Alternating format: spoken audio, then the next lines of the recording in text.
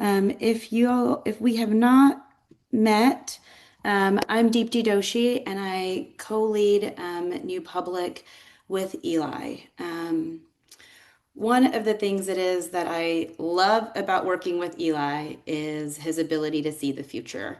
Many of you guys know that he did that in his book, The Filter Bubble, and he's been doing it again with our team here at New Public as we make sense of how AI is going to change the way we all access information, access our connection to one another, and how it's going to affect our social fabric.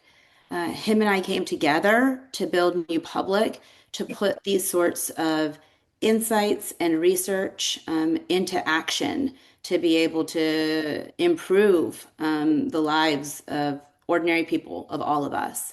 We see ourselves as a product studio that is reimagining how we build digital spaces for community, conversation, and connection. And right now we have two flagship projects. Many of you know about Roundabout. It's a community space that we've been building for towns and neighborhoods so that neighbors can be in better relationship with one another. And it's built on a theory of change focused on local leadership and local agency. And it's led by our first founder in residence here at New Public, Trey Brundrett, who many of you know co-founded Vox Media. Our second project is the Public Spaces Incubator, where we're years into a global collaboration with some of the world's largest public media organizations, where we're bringing public conversation back to online news. And it's working, people. A recent article that on Artemis a few weeks ago got over 1,200 comments and stayed healthy. And it just continues, both Roundabout and Public Spaces Incubator are like concrete examples of how, with aligned incentives, with publicly spirited design ethos, we know we can build better spaces online. And we see that opportunity only increase today, which is what we're really excited to get into with you over the next hour. So this is what the hour is going to look like. First, Eli is going to present what we've been learning about these new agentic interfaces for about 20 minutes. And then he's going to bring in our two special guests, Ben Smith and Jasmine Sun, to be in conversation. And then after that, Angelica, our managing director, who's been critical in this work, will field questions from all of you.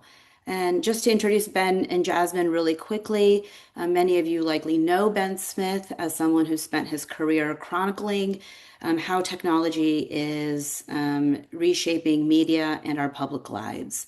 Whether this has been at Politico, BuzzFeed, and now Semafor, where he's editor-in-chief. I always love the fact that Ben is able to bring this kind of rare insider vantage point as he covers the state of media and how it can be reinvented. And his book, Traffic, chronicles the last social media era, and his podcast, Mixed Signals, I highly recommend it. It's how I keep my pulse on where media may be headed next. Jasmine Sun is what I believe one of the most penetrating voices on the emerging AI ecosystem. Previously, she led Substack's core product team working on video, podcast, and social features. And what I appreciate about her is her talent for translation and synthesis in this really uncertain, confusing moment. This comes out both through her newsletter and now as a contributing writer at The Atlantic. And if you haven't read her piece in the New York Times, Silicon Valley is bracing for a permanent underclass. It's gone viral in my circles, and I really recommend that y'all read it.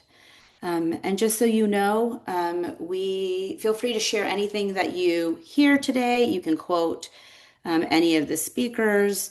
And after the event, we'll be emailing you the comprehensive research deck. Eli is just going to share some highlights from it, but we'll share the entirety of the deck after the call, as well as a one-page readout and a recording of the session.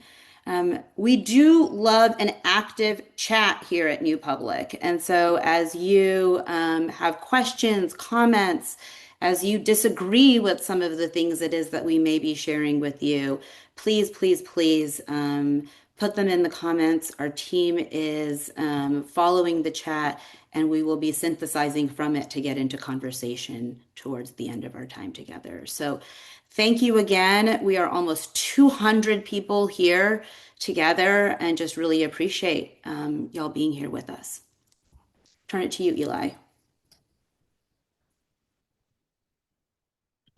All right. Hi, everybody. Can you see me? Awesome. All right. So let's get into it. It is 6:45 in the morning on May 12th, 2028. And you wake up and you reach for your phone, and before your feet hit the floor, it has already curated the world for you. You ask it, what do I need to know today? And it tells you everything, synthesized, interpreted, pitched perfectly to who it thinks you are in the language and the format that you like. And I think this is going to be the default way that most people get information about the world. Not a feed, not a homepage, a personalized briefing from a system that at least thinks it knows you better than your spouse does.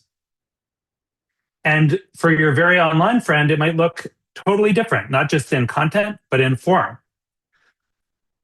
Let me make sure. There we go.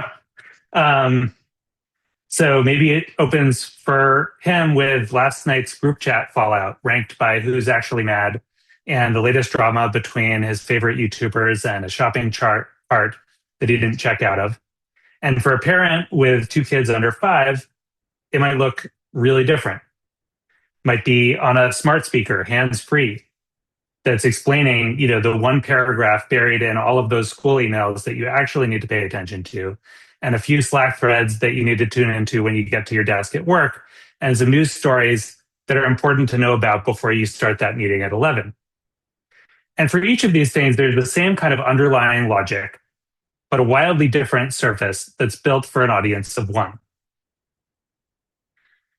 So underneath all of this, there are dozens of sources, and there might be dozens of platforms, but you're not actually visiting these platforms anymore.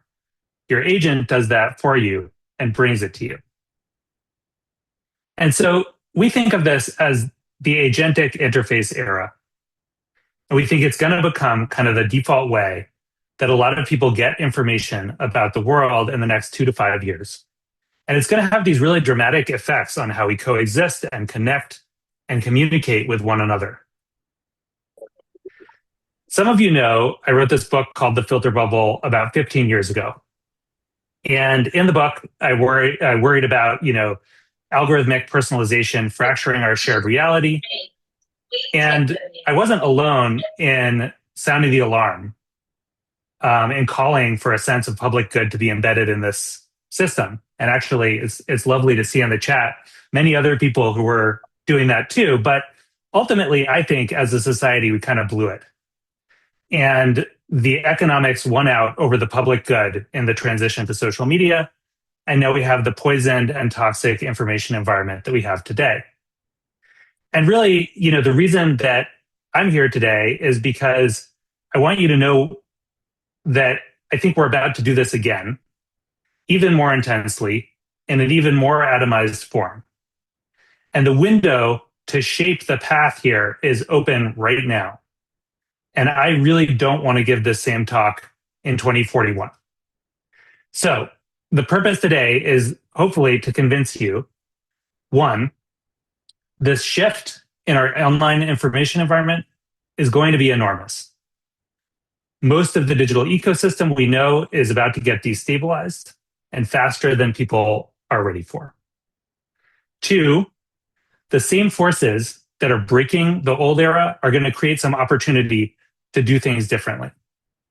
And three, finally, the window to shape these choices is open right now, and the choices we make including just whether civil society actually shows up at the table when the defaults are written, will shape a lot of how our civilization communicates in the future. I've been lucky enough to do this deep dive for the last few months with the team at New Public and Angelica and Arnobio, and really try to get a kind of clear-eyed view of what's coming. And as Deepti said, I'm going to share some highlights, but we've got an expanded version of this deck that we'll share after I talk with even more details of what we're seeing. But let's get into kind of the highlights. All right, so 5 things that we're observing about what seems likely to come. The first is that agentic interfaces are the new information gatekeepers. The second is that AI is going to destabilize some of the way that existing big platforms work. The third, in reaction, we're seeing a lot of people move to sort of high trust spaces online and this new trust economy that's emerging. The fourth is that we're entering this world of software abundance, where creating software, creating platforms themselves is becoming a lot easier and cheaper. And we're going to explore what that means.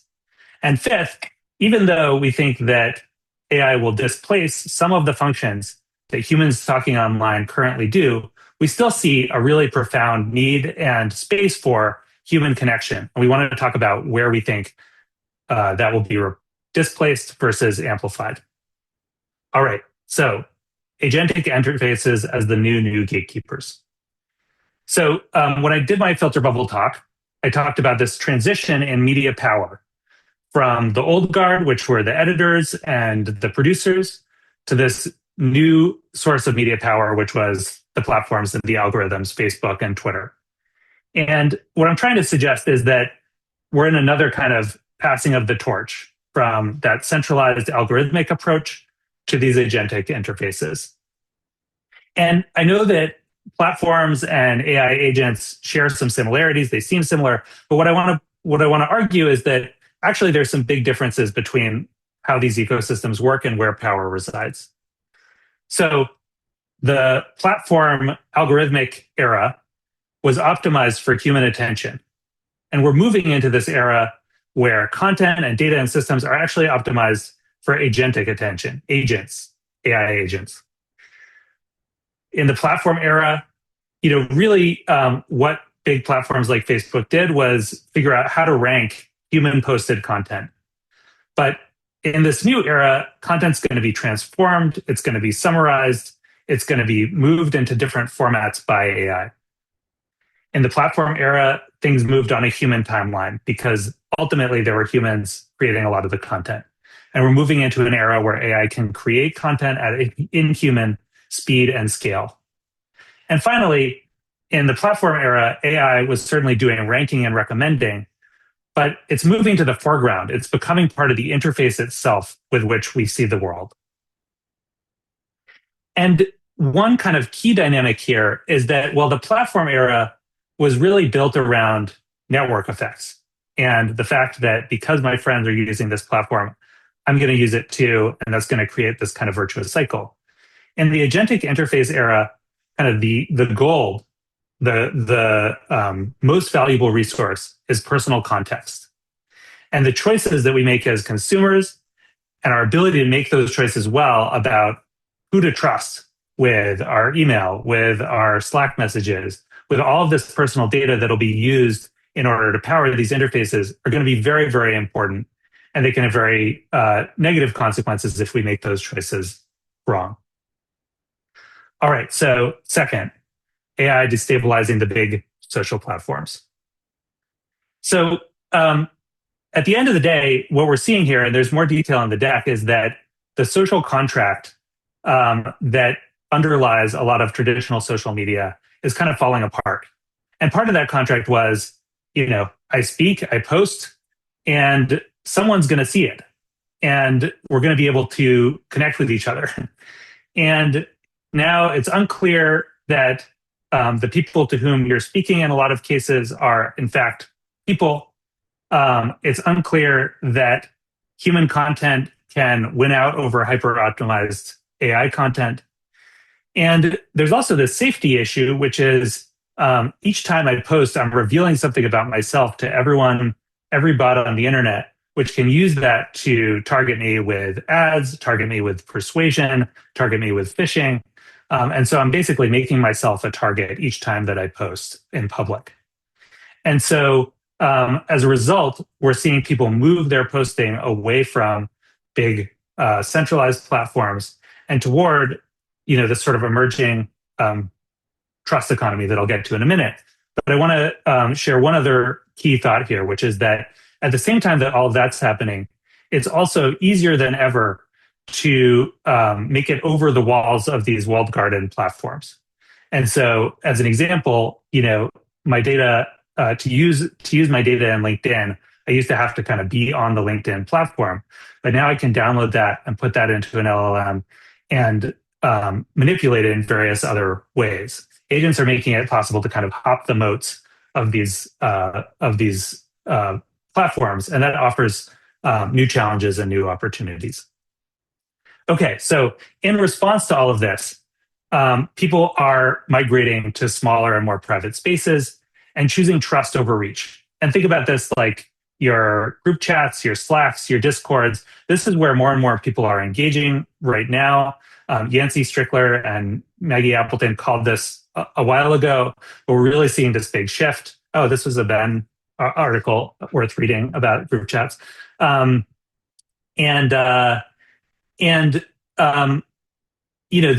coin of the realm in these smaller communities is what we call thick reputation. And this is contextual, it's slow, it's built through sustained participation in community. And one really interesting question is, how do we make, thick reputation has really different qualities as a metric than time spent or attention or engagement. And so what does it mean to live in a social ecosystem dictated by that kind of core criteria? And as all of this is happening, we're also seeing this rise of what we're calling software abundance. And so you've seen Claude Code, and you've seen how easy it is now for people to start to tinker who are not engineers, who don't know how to code, but to start to build software and to start to build software together.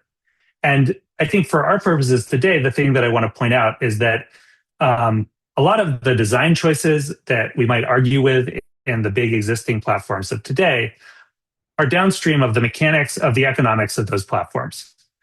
To build a Facebook, to build a Twitter, you had to spend an awful lot of money hiring the best engineers. And to do that, you had to promise VCs huge returns. And at some point, you had to kind of pay them back.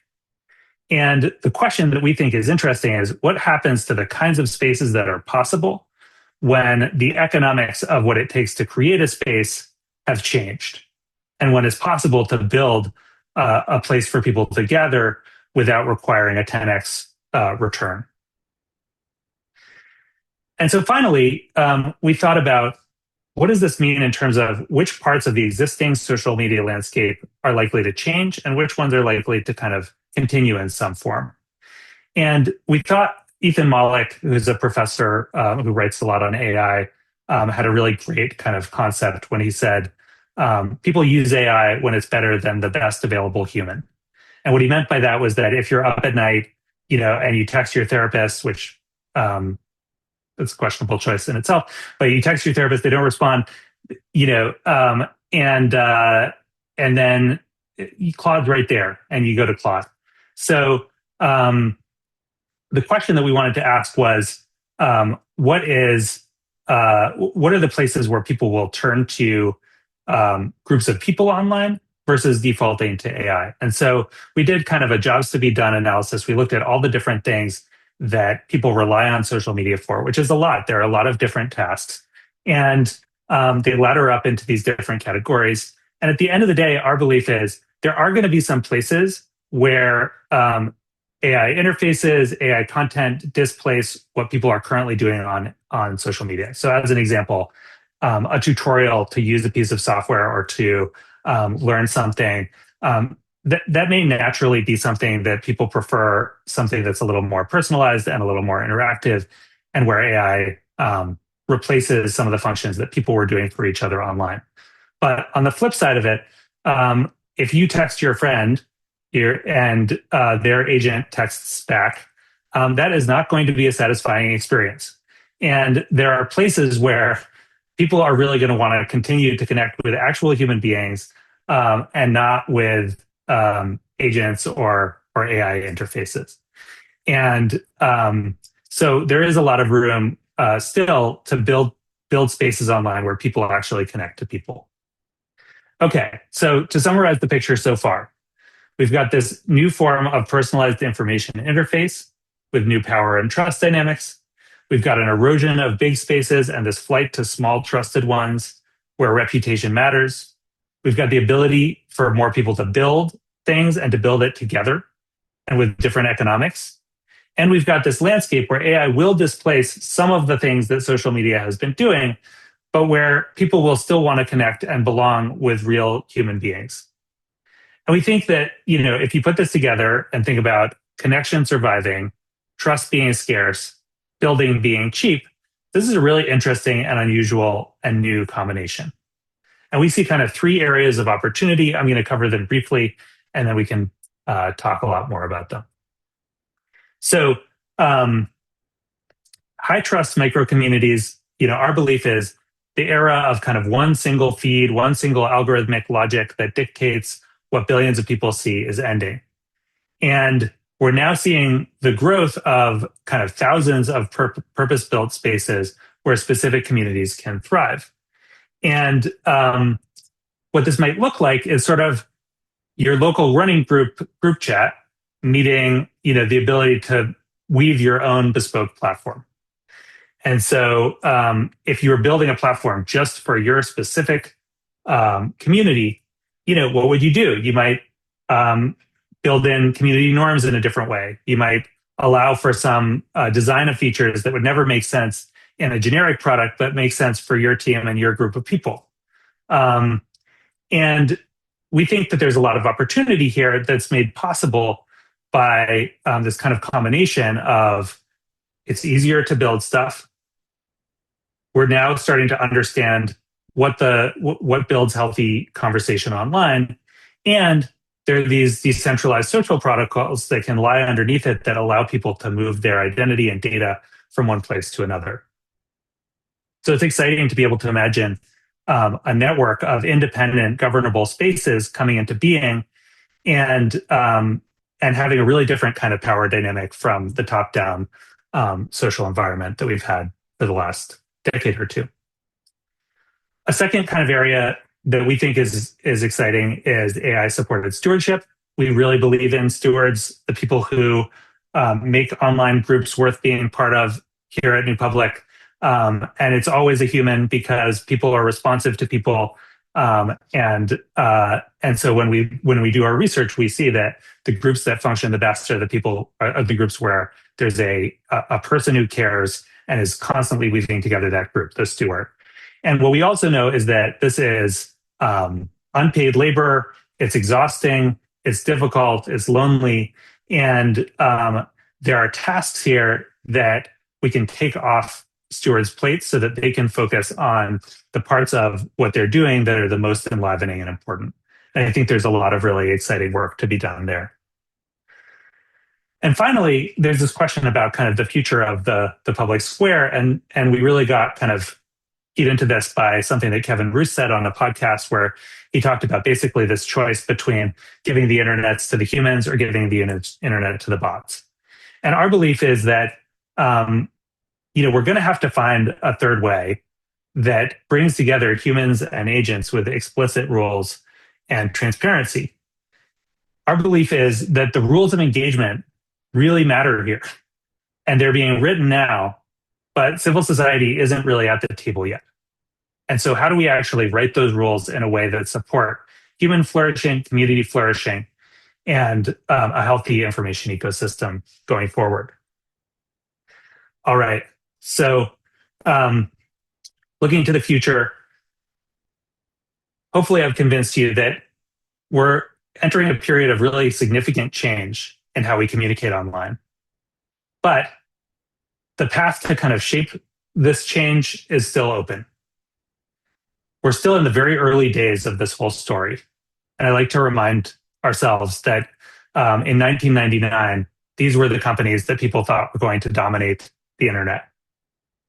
We're in the 1999 of the AI era. And absolutely, there are huge forces that are going to want to extract money and attention and do all of the same things that they did at the beginning of the social era. But for those of us who care about building a public friendly internet, we need to make sure that people and that civil society is in the game too.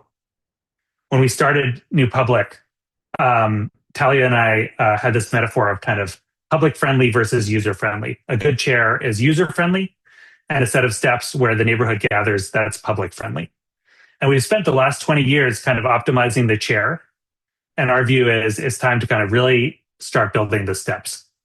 And that means a big push to kind of do research and sense making and understand how things are likely to be changing and developing, and experimentation so that we can try building new kinds of spaces that fit this new information ecology, and new ways of doing funding that support the kinds of public spirited entities that are possible now, and advocacy to make sure that the right dynamics and incentives win.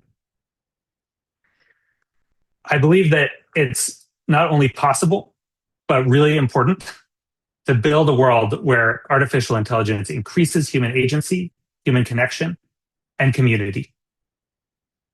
We have to ensure that after the feed, connection survives. Thank you. And I'm excited to open this up with Ben and Jasmine. But before that, let me just really appreciate there were a whole bunch of people who contributed to this conversation. All the errors are mine, but the co-investigators, the New Public team, the people who gave notes, deep appreciation, and especially to my co-authors, Angelica Quixie, who you'll meet in a little bit, and Arnobio Morelix. So let's get into conversation. I'm going to stop sharing. And by the way, I haven't been able to monitor the chat, so I'll get into that in a minute. But let me actually toss the first question to Jasmine. So Jasmine, I've so benefited from your eye on the emerging AI landscape. And in addition to being a writer, you've also actually been kind of helping develop the Substack platform in recent years. And so you've seen this both from the creation and from the product side of things.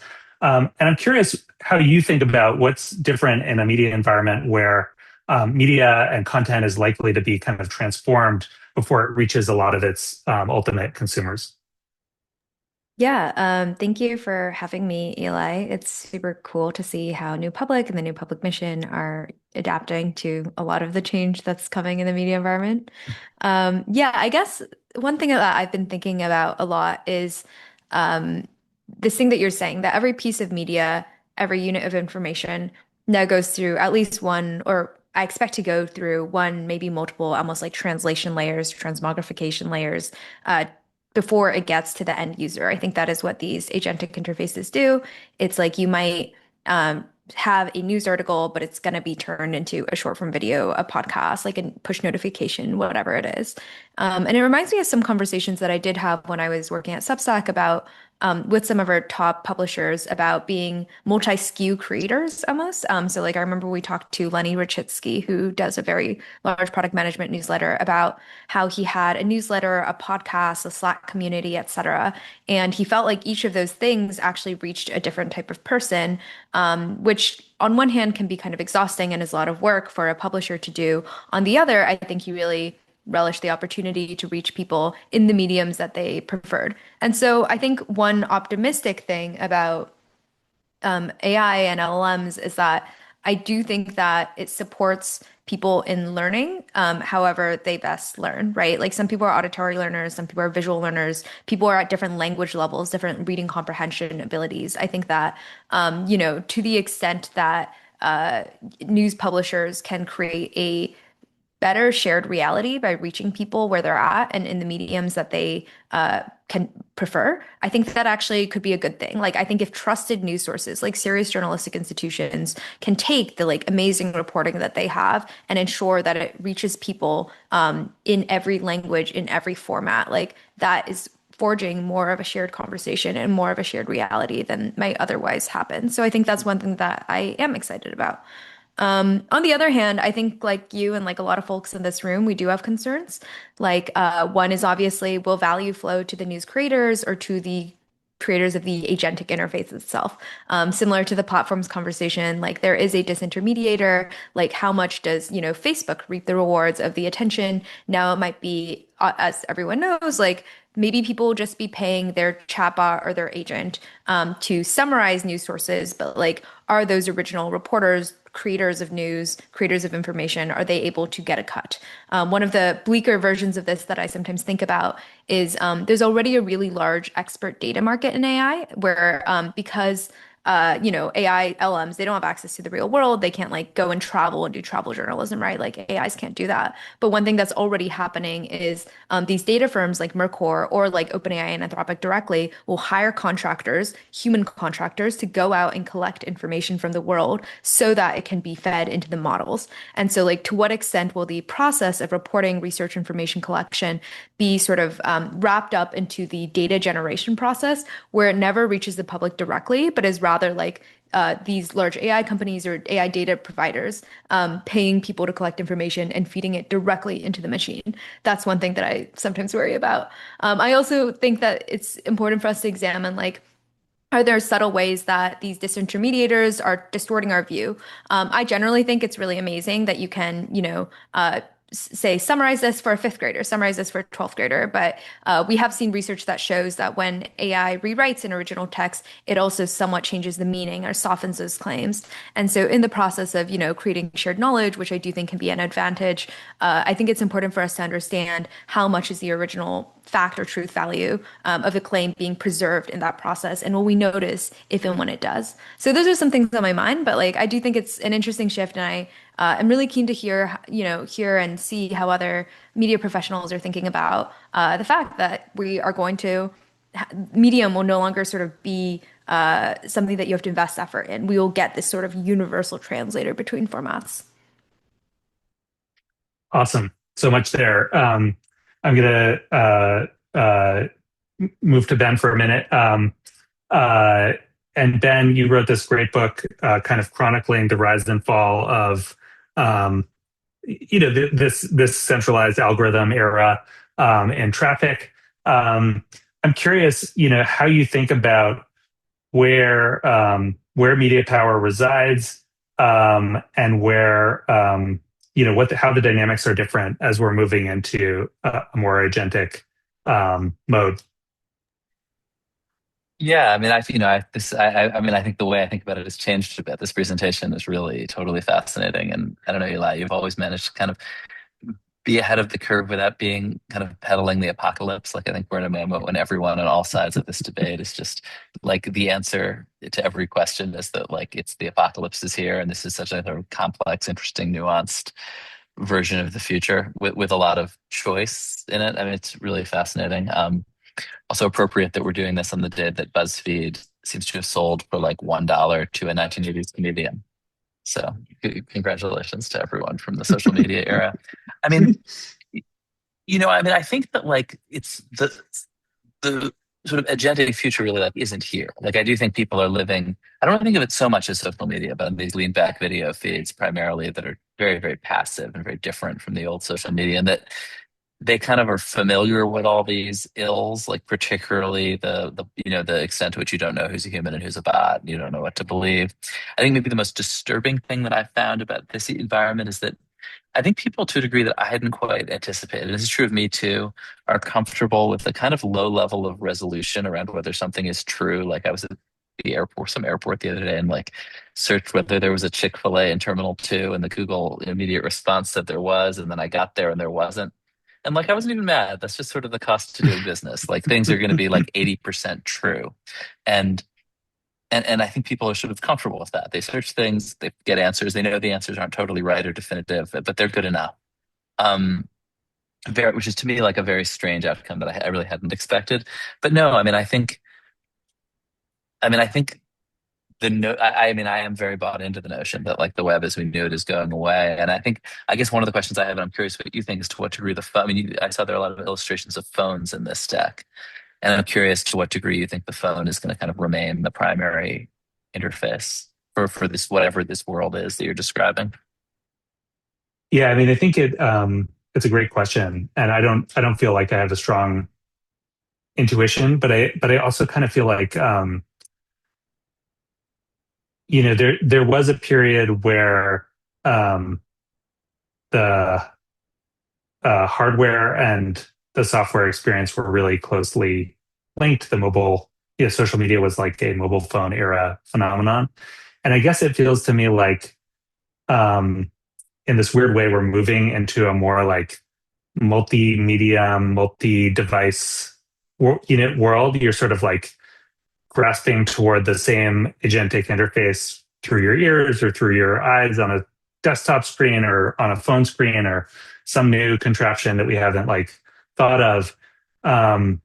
But that um, you know those are all manifestations of some underlying kind of aggregator that you're accessing through different kinds of access points. I mean, I'm kind of speculating here, but Yeah. th- I wonder how much it feels like things start to get looser in how they're tied to particular pieces of software. But And the other let me question, say, yeah, go ahead.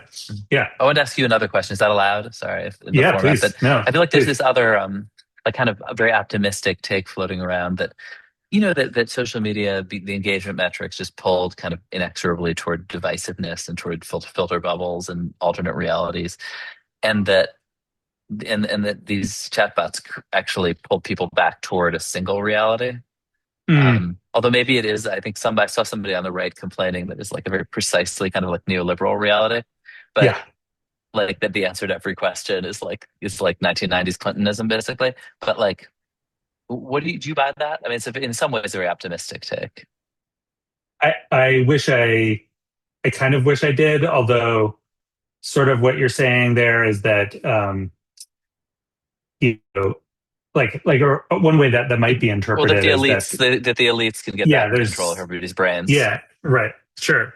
But I think I guess my assumption is that's kind of an artifact of the way that models are built now, but that's not likely to last for very long. So, right, I think we're going to look back at this era of LLMs that sort of you get the same kinds of answers no matter who you are as kind of just something that's like that's before they really figured out how to build the personalization into the experience, soup to nuts. And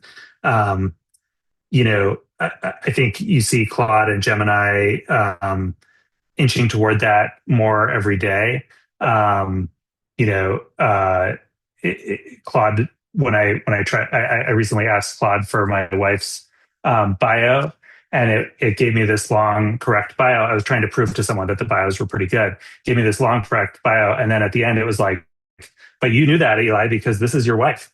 And I was like, "Oh, you got me!" Like, and so I think I think that as that personal context ramps up, we're gonna see shifts. That's not something that I want to see, but that's something that I kind of expect that we're in that era. Um, we want to get to some questions from the chat soon. If you have questions for any of us, please add them in. But Jasmine, I just want to go to you and just create some space. Like where do you think I might be overplaying this wrong? Do you have any kind of pushback for me on kind of what I laid out here? Oh man, you surprised me with this one. Oh, sorry. I'm like, Yeah, no. Well, I'm like, our I see, feedback, I was too busy being a cheerleader. I was like, everything is perfect. Oh man. What do I what do I think will be different? I mean, I sometimes I'm not sure about one of the reasons that I admire New Public's work and that I feel very personally values aligned with it is that I do appreciate this sort of return to local small communities thing. At the same time, it's always something where I wonder if it's too nostalgic or it's something that I want to be true more than something that is true. I think like Ben mentioned earlier, we have sort of left the social media era for the entertainment media era, where most people are Mm. not really participating. And as much as I think it would be a good thing for people to be focused on more participatory forms of media, I'm not sure whether that will be the outcome given the incentives at play. And so, there's always going to be some countercultural communities who decide to like get a flip phone or whatever because they're so upset with the way that modernity is going. But I sometimes think that tech critics are over optimistic about assuming that oh, we're just going to see a religious revival. We're going to see a dumb phone revival. Like there is always a little bit of a counterculture, but it's never going to be the dominant thing. So yeah, maybe that's just like one thing I'd think about, but I don't know. I'll think about it Yeah. more later.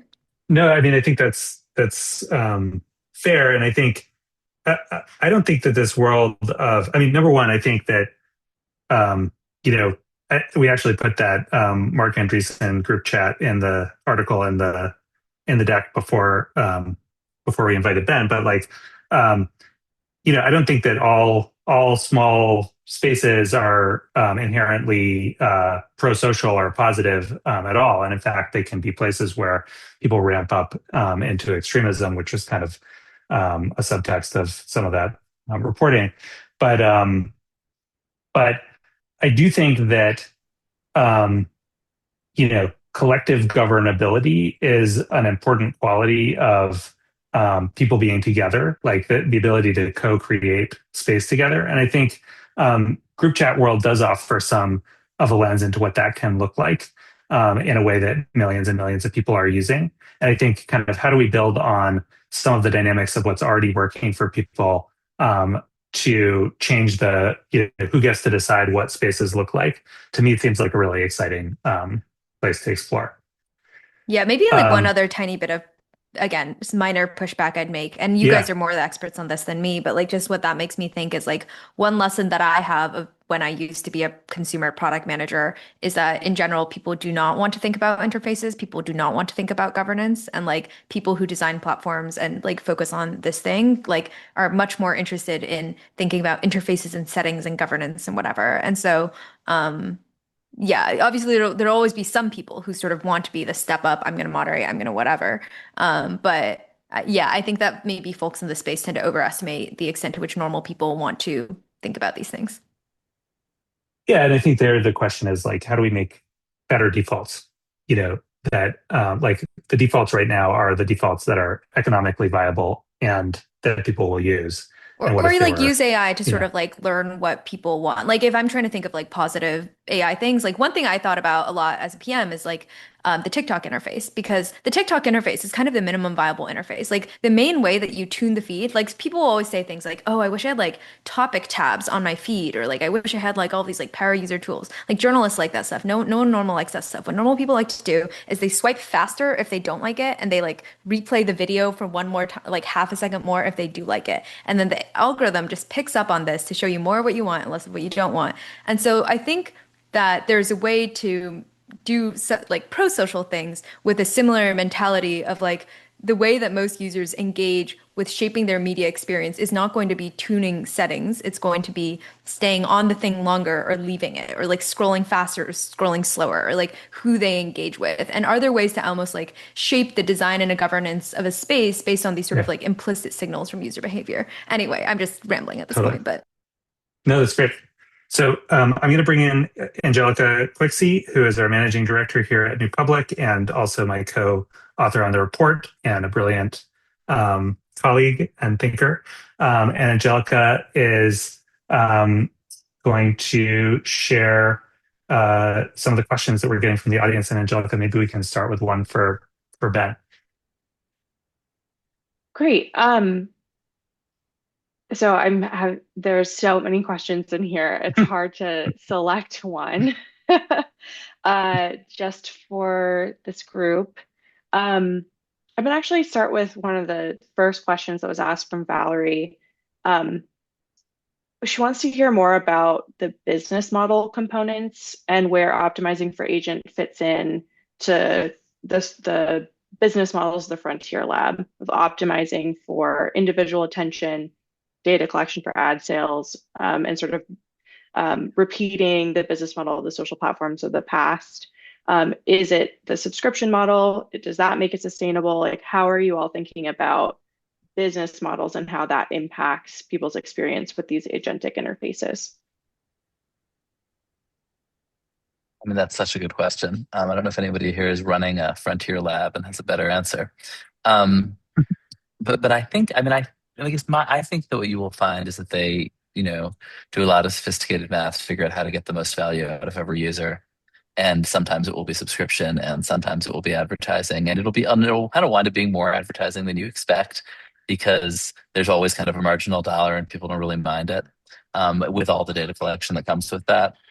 Um, and that it's not going to be like, and it's not going to be sort of a choice that's made in like the field of ethics. It's just going to be a sort of relentlessly optimized and kind of flexible to the market decision around how to maximize their corporate quarterly profits. So I don't know. I think it's like there's like fundamentally non-ideological the way these people approach this. So Yeah, I do I mean, wonder if, the fact that these are more subscription leaning and more enterprise leaning are going to make a difference, right? Like Anthropic, for example, has the fastest growing revenue of any of the frontier labs right now. Their goals are not maximizing individual attention. It is maximizing the propensity to renew your enterprise contract and to land an even bigger enterprise contract with more seats for Cloud Code and Cloud Cowork.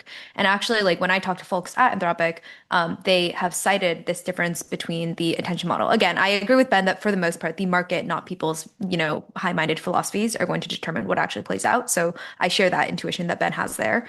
But I think it is worth mentioning that at least so far, it seems that the enterprise market is more stable, more lucrative than the consumer market. OpenAI has bent in this direction after seeing Anthropic's success. And Anthropic is actually, because they tend to be sort of these, values, mission-oriented people, they really personally like that they do not have to do individual attention maxing because they primarily make their money off enterprise contracts. So one thing is if the consumer chatbots are primarily being subsidized as kind of a little side project from some enterprise money-making machine, we might actually get more pro-social outcomes. Just like Google Maps, I don't feel very attention hacked by because I know that Google is not trying to make their money off Google Maps primarily. And similarly, like Claude can be like, no, Jasmine, like go to sleep because they are not making their money off Claude continuing to talk to me. That's an interesting point. I actually feel very differently about Google Maps. and there's a cost to cloud Yeah, continuing to talk to you, which is not there in the previous wave of software. yeah. No, I think those are both good points. But even with the consumer apps being subsidized by enterprise, like you do still see sort of a tendency towards emphasizing sort of um, time on the application or trying to get folks to stay in the door or get in the door and stay in the door. So I'm curious how that will play out. And I think that's actually a good place to circle back to the conversation that you all were having just before we entered this Q&A period. Anne Stapleton had asked very early on, how does governance fit into the new era you described? I think, Jasmine, you made some really good points about how the average person doesn't want to think about governance. Like the average person doesn't want to go in and change all of the settings. And Nathan, a friend of New Public, Nathan Schneider, had sort of dropped into the chat just moments ago to sort of share how he's starting to think about governance differently. But I'd love to hear back from you about how governance fits into the new era that you described, and particularly if you think governance can happen differently at different levels. So like for the wider internet versus at the community level, and how you're seeing that play out with how people are reacting to these new spaces and to these agentic interfaces.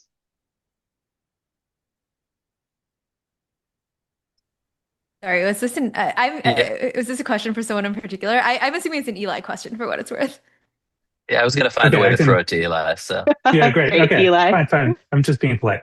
Um, yeah, I mean, I guess it makes me think. So first off, I really recommend to everyone Nathan Schneider's work. He's a really important thinker for us at New Public on these governance questions. And part of me is thinking about that Oscar Wilde quote that socialism is a great idea, except it takes too many evenings, and like that the work of governance essentially is the bang for the buck isn't high enough to make it worthwhile for most people. And so I do think there are opportunities here to make those pieces easier, to make it easier to have a voice, to make it easier to coordinate about what a group believes, and to make the work of being an active participant less of a heavy lift. I also think, and I'm drafting here off Nathan's work, that we're starting to see kind of like governance templates, things that kind of work in particular contexts. And one of the really hard parts of digital community is kind of bringing that knowledge of what works into a particular context where people may not know about it, may not be thinking like, oh, I need to go find out what kind of governance we should do.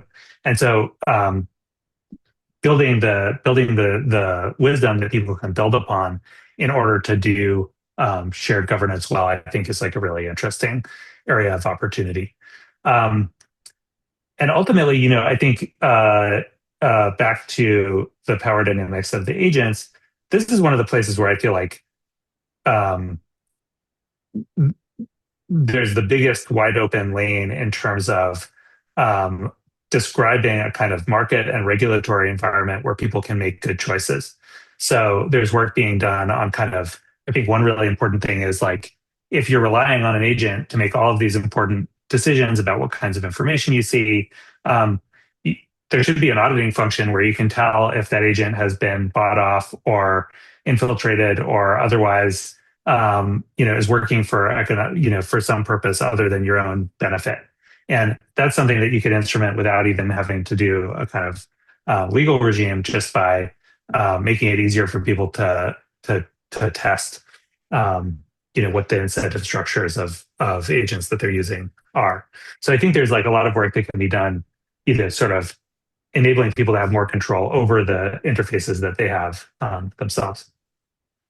All right, I'm going to ask one last question for the three of you. And on a hopeful note, this is from Colin. The metaphor of the user-centered chair versus the public-centered stairs is so good. So I'm curious what great public-centered innovations around AI or these agentic interfaces you've seen so far. And folks in the chat, feel free to add your examples as well.